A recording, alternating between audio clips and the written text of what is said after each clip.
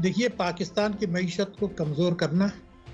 पाकिस्तान में अदम इस्तेहकाम पैदा करना, अफगानिस्तान में भी और पाकिस्तान में भी, ये न्यू ग्रेड गेम का हिस्सा है। तकलीफ दे बात यह है कि हमने, हमारी स्टेट बैंक ने, हमारी हुकूमत ने जो पॉलिसी अपनाई, उससे उस पर मुआवनत हुई है जो उनके नापाक अज़ाइम है उसके अंदर, और हमने उनको सपोर्ट किया है अपनी एक्शंस के ज़रिए और अपनी पॉलिसीज़ के ज़रिए। बुनियादी चीज़ ये है कि वो तो चाइना का इस वक्त एक मसला है, अफगानिस्तान में वस्त एशियाई रियासतों का मसला है, तो अमेरिका सीपैक को भी नाकाम बनाना चाहता है। अमेरिका ये भी चाहता है कि यहाँ पर पाकिस्तान चाइना मिलकर बहुत ज़्यादा सरमायाकारी अफगानिस्तान में और पाकिस्तान में ना करें। लेकिन मेरा कहना ये था कि अब से कुछ अर्से पहले हमारे एक लेफ्टिनेंट जनरल थे जो सेनेट में भी थे, उन्होंने बयान दिया था कि अगर अमेरिका हमारी इमदाद रोक दे तो चंद हफ्तों में हम घुटने टेक देंगे। ये सेनेट में बयान आया था। मसला ये है कि हमारे पास सब कुछ वसाइल हैं, लेकिन अगर हुकूमत की पॉलिसियां हैं उसमें यह है कि अपने वसाइल नहीं बढ़ाने, अपने टैक्सों की आमदनी नहीं बढ़ानी, अपने मुल्क की बचतें नहीं बढ़ानी, अपने मुल्क की सरमायाकारी नहीं बढ़ानी, अपनी बरामदात नहीं बढ़ानी, बैरूनी कर्जे लेने हैं, बैरूनी इमदाद लेनी है, 111 सब सेक्शन 4 के तहत तरसीलात बढ़ानी है जो बरामदात से भी ज्यादा हो जाएं, और आपकी बरामदात का बड़ा हिस्सा जो है वो अमेरिका और यूरोपियन यूनियन को जाता है। जो आपके पास 30 अरब डॉलर की तरसीलात हैं, जिसका बहुत फखरिया आप कह रहे हैं, वो सिर्फ 4 मुल्कों से आ रही है, जिसमें अमेरिका, बरतानिया और 2 ममालिक जहां जो अमेरिका के असर में है, सऊदी अरब और यूएई वहां का है। तो हमने दानिस्ता तौर पर मुआवनत की है अमेरिका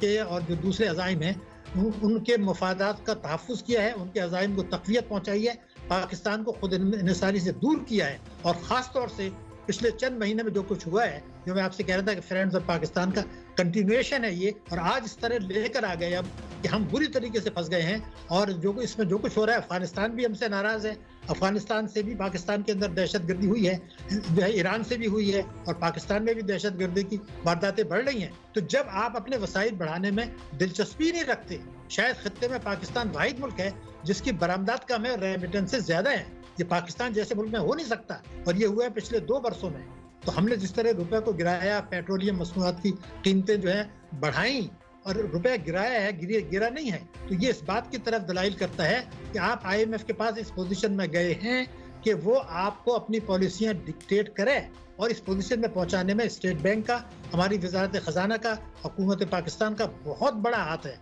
देखिए, बात ये थी कि माशी असूल तो यहाँ लग नहीं रहे हैं। हम तो ये कह रहे हैं कि पाकिस्तान में जो रुपए की कदर गिरी है वो गिरी नहीं है, गिराई गई है एक मंसूबाबंदी के तहत। और इसकी वजह यह है कि हुकूमत और स्टेट बैंक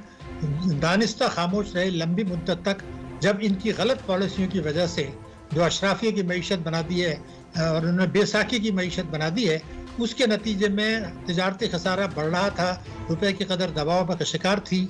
और बेशतर माशी अशारिये 2018 से ख़राब थे, जो इनको विरसे में मिली थी, जिसको ये दिवालिया करार दे रहे हैं, उससे जब ख़राब होते जा रहे थे, तो हुकूमत और स्टेट बैंक क्यों खामोश रहे?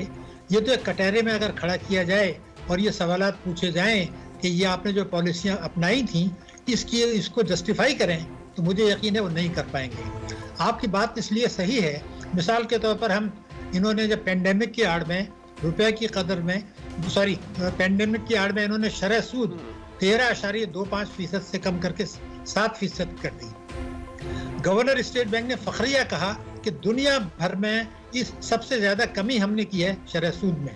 तो हमारा सवाल ये है कि क्या खुदा न खास्ता दुनिया भर में सबसे ज्यादा नुकसान पेंडेमिक का पाकिस्तान को हुआ था? नहीं। इन्होंने एक हिकमत अमली बनाई थी कि पेंडेमिक की आड़ में शरह सूद कम करें, और उसकी आड़ में जो है कौमी बचतों का जो मुनाफे की शरह है उसको गिराएं, और बैंकों के मुनाफे की शरह जो खातेदारों को है उसको गिराएं, और सस्ते कर्जे दे दें, और उस सस्ते कर्जे से लोग गाड़ियां भी खरीदें, इंपोर्टेड मटेरियल भी खरीदें, और तामीराती शुबे को काला धन भी कर दिया। तो एक दौड़ शुरू हो गई, और दिसंबर 2020 में बिल्कुल वाज़ेह हो गया था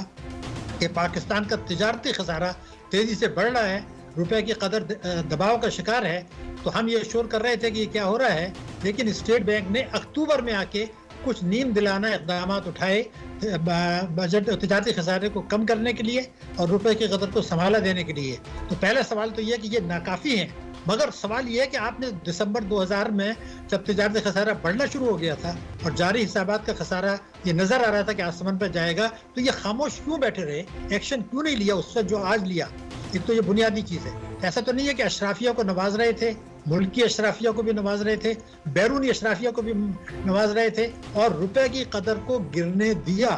आपका सवाल इसलिए आम है कि जो मुल्क 55 अरब डॉलर इंपोर्ट करता है, अगर आप $1 मिसाल के तौर पर आप करें कि $100 की इंपोर्ट करते हैं, जब ये तशरीफ लाए थे 2018 में, तो उसके बनते थे 12,400 रुपए, आज बन रहे 17,200, यानी 1 लाख की इंपोर्ट पर जो आपका फर्क पड़ गया 49 लाख का रुपये मालियत में, उस पर फिर कस्टम ड्यूटी और दूसरे सेल्स टैक्स। तो ये तो आपने जानबूझकर अपने आप को फंसाया है IMF के चुंगल में और मईशत को, अशराफिया को फायदा पहुंचाया है। तो एक सवाल और भी पैदा हो रहा है, वो ये है कि हमारा जो रिव्यू IMF के साथ होना था, आपको भी पता है, वो होना था जून में। तो हमारे मुशीर खजाना साहब जो हैं, उन्होंने ये कहा कि आप हमें थोड़ा सा टाइम दें, हम मईशत को बेहतर बना के आपके सामने आएंगे ताकि आपकी शराइत कड़ी ना हो। उन्होंने कहा ठीक है, अक्टूबर में कर लेते हैं। तो ये जो मौका मिला, तो जुलाई से सितंबर तक पाकिस्तान का तिजारती खसारा दुगना हो गया पिछले साल की इसी मुद्दत से। बेहतर होने के बजाय और खराब हो गया। ये दानिस्ता किया गया ना, तिजारती खसारा दुगना हो गया, यानी 11.7 बिलियन था, इससे पहले 5.8 बिलियन था इसी मुद्दत में। और मई के बाद से रुपए की कदर तेजी से गिरनी शुरू हो गई और स्टेट बैंक खामोश रहा, हुकूमत खामोश रही। तो सवाल सिर्फ ये पैदा हो रहा है कि क्या आपने जानबूझकर अक्टूबर में IMF के पास जब गए तो मईशत को इतना ज्यादा खराब कर दिया था कि IMF के पास ये जवाज है कि आप आपके गिर्द घेरा तंग करें, जो कर दिया। लेकिन मई में तो इतना खराब नहीं था, तो इन्होंने जो ये जानबूझ के जो कुछ किया गया, रुपए की कदर गिराना, पेट्रोलियम मसनूआत की कीमतें जो हैं वो बढ़ाना, बिजली के नर्ख बढ़ाना और मईशत की शरह नमू को सुस्त करना, गुर्बत, बेरोजगारी, महंगाई में इजाफा करना, फॉरेन डायरेक्ट इन्वेस्टमेंट का गिरते चले जाना और आप देखें कर्जों का बेतहाशा बढ़ना, ये तमाम चीज़ें हैं जो ये बता रही हैं कि ये माशी पॉलिसियाँ जो अशराफिया की मफाद में बनाई गई हैं, बैरूनी अशराफिया के भी और मुल्की अशरिया के मफाद में, इसका ये मंतकी नतीजा है। तो अगर कटहरे में खड़े होकर ये सवाल पूछा जाए कि आपने इतनी ताख़ीर से ये इक़दाम अक्टूबर में जो उठाए हैं वो पहले क्यों नहीं उठाए और ये क्या इक़दाम काफ़ी हैं, तो जवाब होगा नहीं, ये काफ़ी नहीं है। उसकी वजह ये है कि आप देखें कि गवर्नर स्टेट बैंक ने कहा था कि इस साल हमारा खसारा 2 से 3% रहेगा करंट अकाउंट का।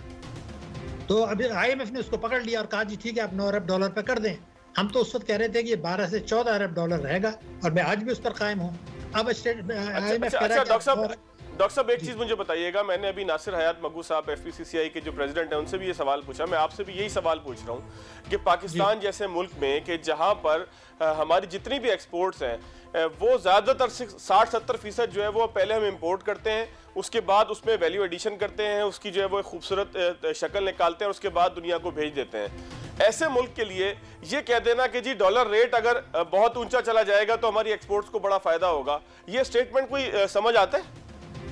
नहीं, समझ में ना भी आए। पिछली कई दिहाइयों के जो तजर्बात हैं वो ये है कि रुपए की कदर गिराने से कभी एक्सपोर्ट में इजाफा नहीं हुआ। उसकी 2 वजह होती हैं, एक तो आप चीज़ें इंपोर्ट करते हैं वो फिर आपको महंगी होती हैं, दूसरी है कि दुनिया में जो लोग आपसे इंपोर्ट कर रहे हैं वो भी इतने बच्चे नहीं हैं, वो इनको ये कहते हैं जनाब इतना तो आपका रुपया डिवैल्यू हो गया, आपको फ़ायदा हो रहा है, इसमें प्राइस को आप अपनी कम करके हमें पास ऑन करें 50% शेयर। तो हमारा तजर्बा ये है कि ये तो एक सर्जिकल ऑपरेशन किया जाता है, जब दवाई से इलाज नहीं होता तो उसे ये किया जाता है। हम लोगों ने बैरूनी अशराफिया और अपने इनको फ़ायदा हुकूमत को ये हुआ कि IMF के चुंगल में फंस गए और इनकी टैक्सों में इजाफा हो गया, इसलिए कि जब आप इंपोर्ट करेंगे रुपीज़ में ज़्यादा होगा। जैसे मैंने कहा ना, 1 लाख की इंपोर्ट पर 49 लाख का फ़र्क पड़ गया रुपये मालियत में, फिर उस पर आप कस्टम ड्यूटी लगा रहे हैं, फिर आप उस पर सेल्स टैक्स लगा रहे हैं। तो ये सारी चीज़ें मिल के मईशत को आपने इस तरह फंसा दिया कि अब आप IMF के पास कोई बहस करने की पोजीशन में नहीं है। वो आपको डिक्टेट करेंगे कि आप ये करें और हमें करना पड़ेगा। ये है न्यू ग्रेड गेम। और मैंने आपको ये कहा था, पहले भी लिखा भी है, किताब में भी मैंने ये लिखा है कि जो फ्रेंड्स ऑफ पाकिस्तान के साथ एग्रीमेंट हुआ था वो उसकी तबाही 2021 तक चलेगी।